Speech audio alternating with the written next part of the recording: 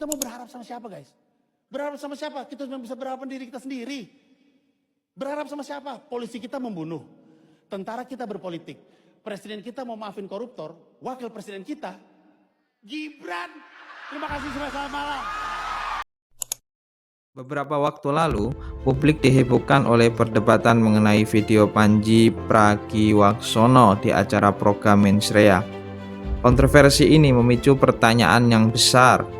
Apakah kritik dalam balutan komedi telah melanggar batasan etika? Ataukah daya tahan kita terhadap kritik yang justru semakin menipis? Fenomena ini bukan yang pertama. Kita ingat bagaimana bintang Emon mendapatkan intimidasi di media sosial setelah melontarkan satir mengenai penanganan kasus Novel Baswedan. Bahkan di Maluku Utara, seorang warga sempat berurusan dengan pihak yang berwajib hanya karena mengunggah guyonan klasik Gus Dur tentang 3 polisi jujur.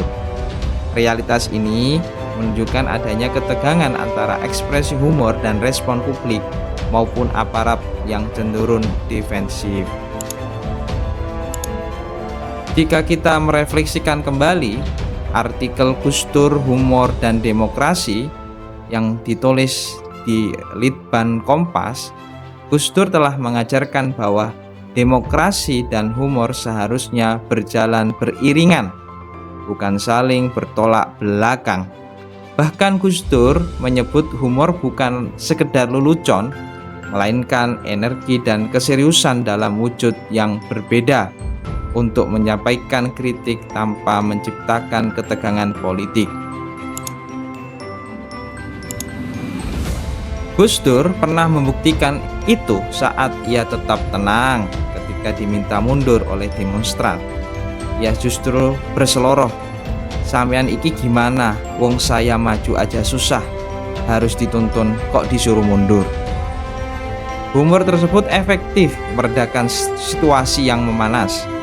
Sejarah pun juga mencatat, sejak era Mojopahit hingga perjuangan kemerdekaan melalui kesenian seperti ludruk, humor itu selalu menjadi sarana kritik politik yang esensial bagi bangsa kita. Artinya apa? Humor itu merupakan oase di tengah riuh ketegangan ruang publik.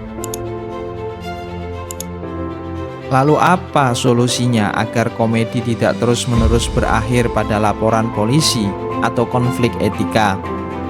Jawabannya terletak pada pendidikan demokrasi. Humor harus dipandang sebagai media politik yang valid. Kita perlu mengembalikan substansi humor sebagai sarana kritik yang membangun. Sesuai dengan jargon Gus Dur, gitu aja kok repot. Kita perlu memiliki kedewasaan dalam menerima kritik. Solusinya bukan dengan pembungkaman ekspresi, melainkan dengan membuka ruang dialog yang lebih terbuka. Guyonan satir jangan dianggap sebagai sandungan, melainkan sebagai peringatan agar demokrasi kita tidak berjalan mundur ataupun mati. Mari kita rawat demokrasi ini dengan tetap menjaga akal sehat. Dan tentu saja jangan lupa untuk tetap bisa menertawakan diri kita sendiri.